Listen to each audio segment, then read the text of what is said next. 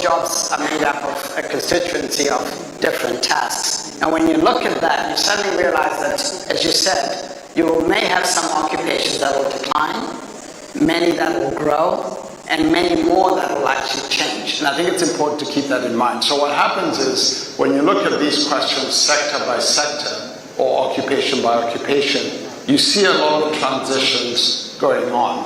But to the question of what should governments do to make sure that, in fact, there are growing jobs and enabling the change that happens, I think one is to focus on skilling. One of the things that happens in all these transitions, whether it's people who are transitioning out of jobs that are declining or jobs that are growing or jobs that are changing, is that the skills required change. So investing in skills and literacy and so forth, I think is foundationally important. The other thing that's important is also the continued kind of investments that countries and governments like India are doing in infrastructure and innovation, because a lot of the jobs that will grow will come out of those investments in infrastructure as well as investments in innovation. When you grow businesses, you grow companies, and you have innovation in the economy, that's what leads to job growth. So I think those investments in innovation, both in the infrastructure and innovation, but also in the skills, is what governments need to focus on. I think what you said is so important, that you cannot have sort of a macro view of jobs. You need to start understanding which tasks are going to get impacted. You need to start planning for that. You need to start planning for which sector. So we really have some work to do to figure out where will we get hurt the most, what are the opportunities, and then plan for it. And I think that's an excellent advice. Absolutely. Yeah. Sundar, if I may come back to you, the other elephant in the room, are we going to see an AI bubble or are we not? Right? Now, a lot of CEOs, when you look at the talk to enterprise CEOs, they are worried about really scaling up investments because they're worried about, are they going to be able to justify the cost, what will the board say, etc., etc. Help us understand, based on your experience, based on Alphabet's experience, how should CEOs deal with this question and deal with this problem today? You know, we live in a truly global world. I thought if I left the US, I could avoid this question. But look, it shows, look, I think it's an extraordinary moment. I think we are investing to meet that moment, right? I think in some other context, Demis has spoken about this as the industrial revolution, but 10 times faster and 10 times larger. And if you go back and look at the railroad investments or the national highway system in the US, I mean, these are such leverage investments, and you drive so much growth and value on top of that. I view this as a transformational moment like that. As Google, I think we are fortunate that we've been focused on this technology for over a decade. And be it search, be it YouTube, be it cloud, be it emerging businesses like Waymo or isomorphic labs, I think they're all getting better and growing based on this one technology underneath. So we can generate a return there. Just as an example, cloud alone in the last year, the backlog has doubled year on year to $240 billion. So that shows the potential for return on the other side. And so we are investing to meet that demand, and that's what makes this an exciting moment. So I think the investment makes sense given the progress in the technology we are seeing and the opportunities we see on top of it. Demis, I have to ask you the third elephant in the room, which is, what on earth is AGI? Because we keep hearing about it, and the more we hear about it, the more we feel like we're trying to build something that is going to control all of us. And then the question is, why are we building it? So what is it? Is it really the end goal to control? Is the end goal to augment prosperity? And help us understand your take on it. And also, how should India be thinking about AGI? Or if we need to prepare, what should we be doing? Well, the first thing I'll say is that the reason I've worked my whole career on AI is because I think it could be the ultimate tool for accelerating scientific discovery and areas like medicine. So things like AlphaFold, I hope, will be the first of many advances showcasing that. And then we can apply that to help us tackle many of the challenges facing society today, from disease to climate to inequality. So I think AI on the upside, the opportunity it has, and AGI in the limit has that potential. In terms of defining what AGI is, I've always defined it have a high bar for AGI, which is a system that exhibits all the cognitive capabilities that humans have. Now, the reason that's important is the human reference point is because the brain is the only evidence that we have, the only existence proof we have that general intelligence is possible. So it's kind of, we won't really know we have a fully general system unless it's able to do a lot of things that we sometimes take for granted. Things like creativity and long-term planning and better use of memory. And so today's systems, they're impressive, but they're not there yet, in my opinion.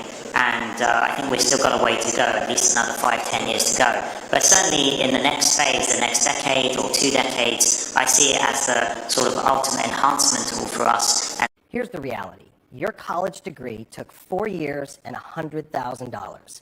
AI skills, 28 days and $20.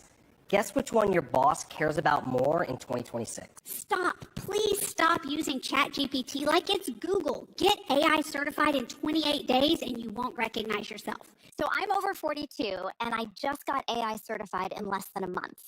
One program changed everything. I didn't quit my job or spend thousands on courses. Instead, I joined the 28-day AI challenge. What if I've never worked with AI before? Perfect. This challenge is built for people over 40. Yeah. A simple learning routine that fits your life, not disrupts it, and the best part, you're AI certified at the end. So when does the program start showing results? In 1 week, you'll feel unstoppable. Yeah. In 2 weeks, you'll have your strategy. In a month, you'll wonder why you didn't start sooner. Tap the screen to join us.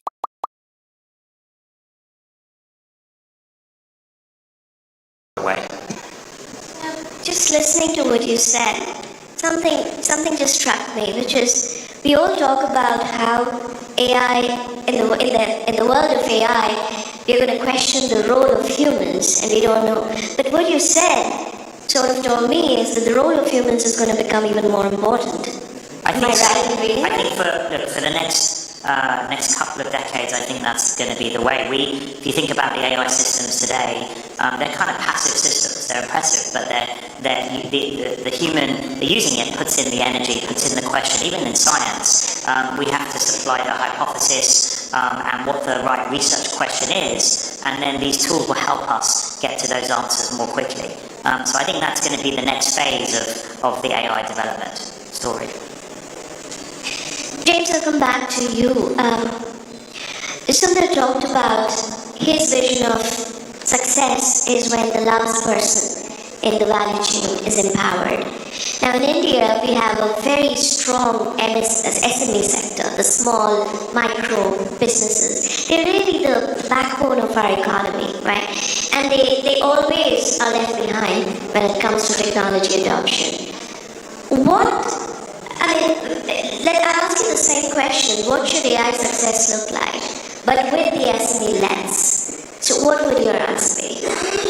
I actually think this is one of the most exciting opportunities because I think for the longest time, most SMEs in both developed, quite frankly, any economy, have always not had the kind of capabilities and powers that large companies have.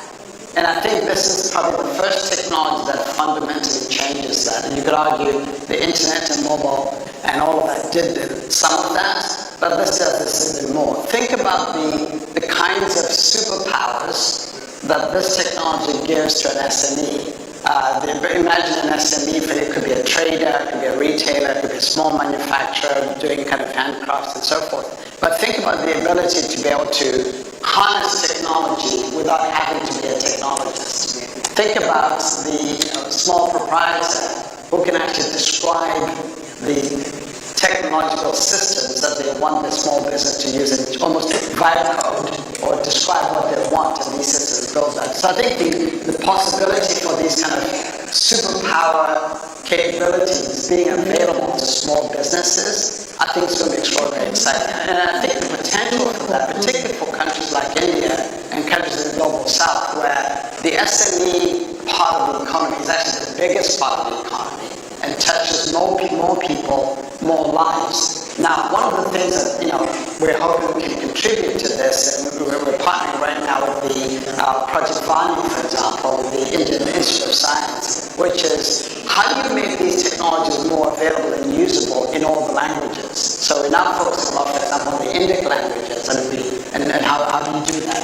How do you make it possible to be able to just do speech translation directly without having to go to a keyboard? And we're already working on that. So I think these are some of the possibilities for SMEs, and I'm very, very excited about that. Fantastic. We have very little time left, so I'm going to Sundar, come to you. India has leapfrogged past sections. We went straight to mobile, digital payments, etc. Everyone keeps talking about the AI leapfrog opportunity. What does that mean to you? If you had to describe that, what would that look like? Okay, it's a great question. I think that's what this opportunity represents.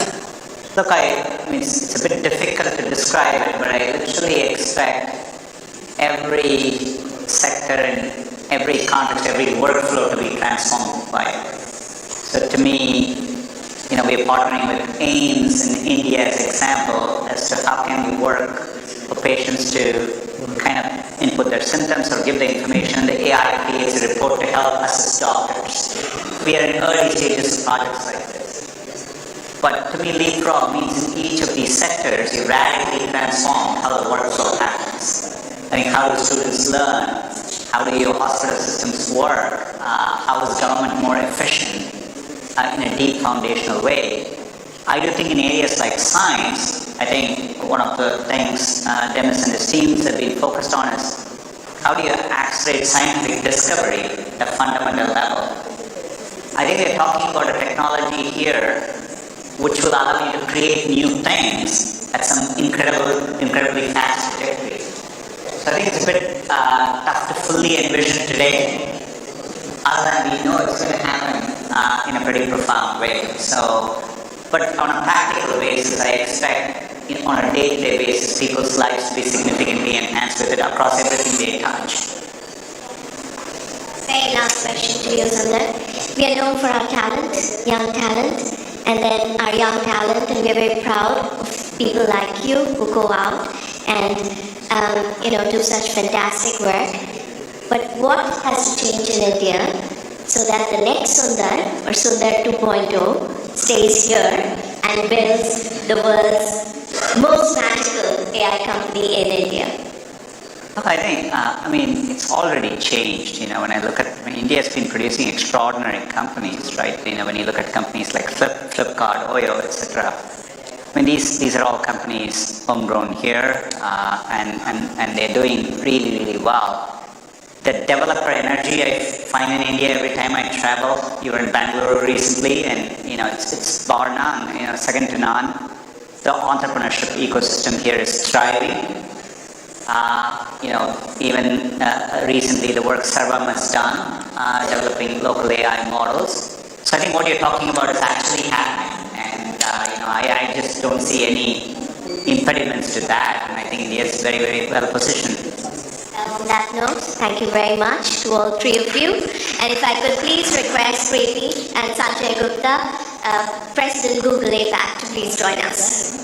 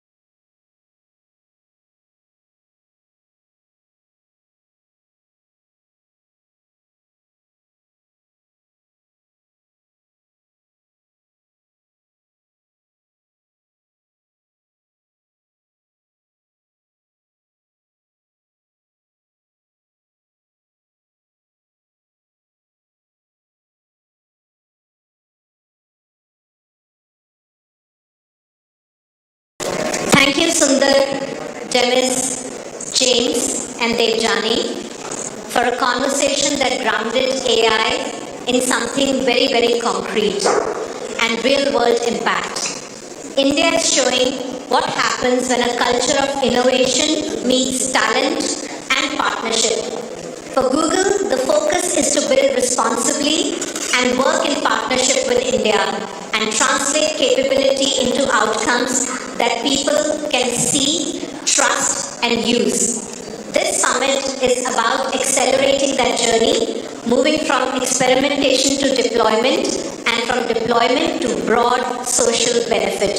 Thank you to all of you for being part of this conversation today. I look forward to seeing you all at the Google Pavilion between sessions at the AI Summit. Come and see the amazing work Google and DeepMind is doing to benefit humanity and accelerate progress. Thank you again. Thank you. No, thank you all for coming. It's terrific. It's great to be back in India for the AI Impact Summit. Whenever I return to India, I'm struck by the extraordinary pace of progress. Since my childhood growing up in Chennai, India has undergone an incredible transformation. We're coming with a very clear message. I believe India is going to have an extraordinary trajectory with AI, and we want to be a partner. AI is the biggest platform shift of our lifetimes, and one of the most powerful tools to solve problems and improve lives at planetary scale. Whether it's making diseases more detectable and treatable, communities more resilient, or learning more accessible. For countries like India, AI presents a chance to leapfrog age-old gaps and create new opportunities. These also happen to be the places where we see the greatest adoption and optimism for AI technologies, which I don't think. Google has been investing in AI for more than a decade because we see it as the most important way to advance our mission. That starts with reimagining the products people use every day. For example, AI is changing the people use Google Search. AI Overviews is one of the most successful launches in search in the past decade. An AI mode is now available across 35 new languages and 200 countries and territories. Indian users are among the highest global adopters of voice and visual search. In the coming weeks, you'll see an enhanced model that powers Search Live, our real-time voice and camera tool, so more people can search what they see in their own language. AI is also helping to create net new experiences that are truly helpful. The Gemini app, our personal AI assistant, is growing rapidly across the world, and India is among our largest markets. It's available in 10 languages spoken in India. Underlying this progress is our world-class infrastructure. Last year, we announced a $15 billion AI hub in Vizag. This hub will house gigawatt-scale compute and a new international subsea cable gateway. When finished, it will bring jobs and the benefits of cutting-edge AI to people and businesses across India. Building on this, today we are announcing the India-America Connect initiative, which will deliver new subsea cable routes to increase AI connectivity between the US, India, and multiple locations across the southern hemisphere. To take advantage of the opportunities this infrastructure creates, we must also invest in people and skilling, which is why we are announcing some of our most ambitious skilling programs yet. This includes a new Google AI professional certificate program to help people master AI in their work. In India, we are partnering with Padmani AI to reach students and early career professionals. Globally, we'll partner with governments, educational institutions, employers, and nonprofits. It will be available in English and Hindi with more Indian languages to follow. To deliver this impact at scale, transformation needs to happen in all sectors. According to the 2025 Government AI Readiness Index, India is in the top tier of nations for public sector adoption, driven by its world-leading digital public infrastructure. I'm pleased to share a new landmark partnership with Karmayogi Bharat to accelerate a future-ready civil service. Google Cloud will provide a secure infrastructure for a platform supporting more than 20 million public servants across 800 districts and in 18 Indian languages. AI is fundamentally shifting the pace of discovery, and I'm excited to see how we can continue accelerating science for real-world impact.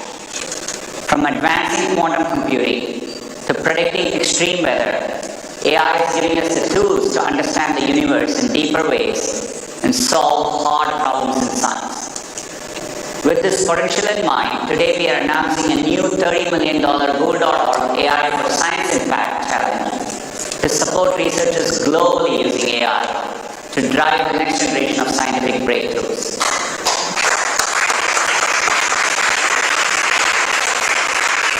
AI has the biggest impact on people's lives when it's developed and deployed with the institutions who know these communities best.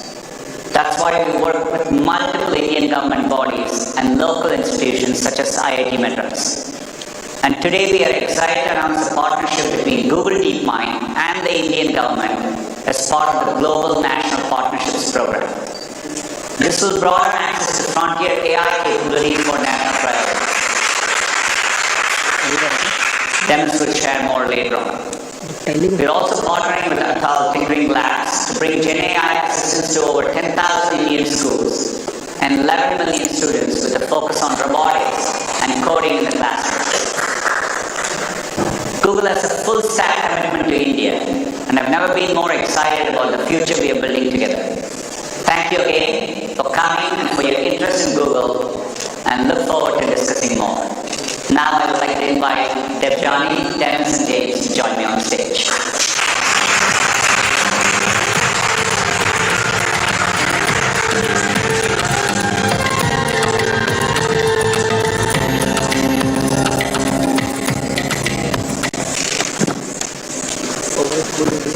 Good afternoon, everyone. Sundar, Demis, James, sitting with the three of you, it feels like it's AI Nirvana. It's the three gods of AI are here. It's fantastic. And, you've come to India at a time when the AI fever has just taken over the entire country. And as you go into the India AI Summit, what is the one expectation that you have? I'll start with the lightning round first. So, Sundar, I'll start with you. Yeah, maybe I'll say that it's a transformational moment. I'm a bit nostalgic, reflecting on maybe a decade ago, coming to India and seeing the digital India transition and the similar excitement there. And it's been phenomenal to actually see a decade of progress. So in some ways, this feels like the beginning of a decade-long shift with AI, so transformational. Well, I've just come from Bangalore actually and giving a talk at the IISC, and I was really impressed with the grad students there, the energy.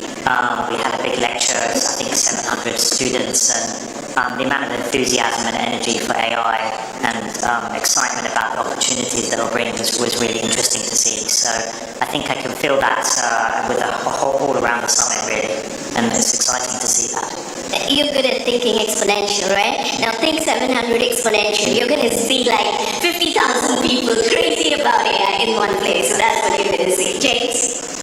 I think it's an extraordinary moment for India and for the global south to showcase a couple of things. First, that it's actually quite possible to drive adoption and lead. And also it's quite possible to build and innovate in AI. I think all too often we think of these things as not happening in the global south. I think it's an incredible moment to showcase that. Yeah, fantastic.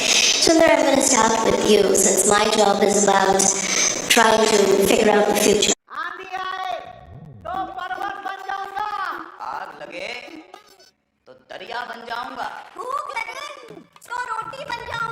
ये कर पाएंगे क्या?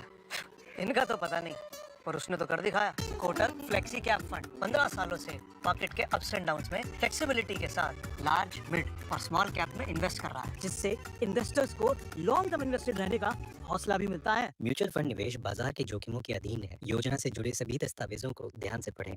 That you think we should set for ourselves? Look, I travel to many countries around the world, and I do think India is uniquely positioned in this moment. I think it has a chance to play a big role in all three. I think of Google as a full stack company, and I think India obviously is going to be a full stack player in AI. I think what's important to be in a position to do that, and I think that's what this AI Summit is about, you have to make sure you're investing in all the foundational things you need, in the research, in knowledge in the institutions you have here, the government playing a role in diffusing AI across the country and the economy, and making sure it's reaching people. That means you're adopting it in all the sectors, and in a way that the progress is touching the average person on a day-to-day basis. Be it a farmer, be it a student, be it a doctor in the healthcare sectors, etc. I think the foundation is being laid. I can see. You've seen the announcements this week in terms of infrastructure investments alone. So I think that puts India in a good position to get there. But I would say the progress is about diffusing the technology. And I think India can play a role in all three categories. So transforming the lives of the last woman in the food chain, that's what success should look like, right? That's absolutely correct. Okay, wonderful. Demis, I'll come to you next. A big fan of the work you do. And, one of the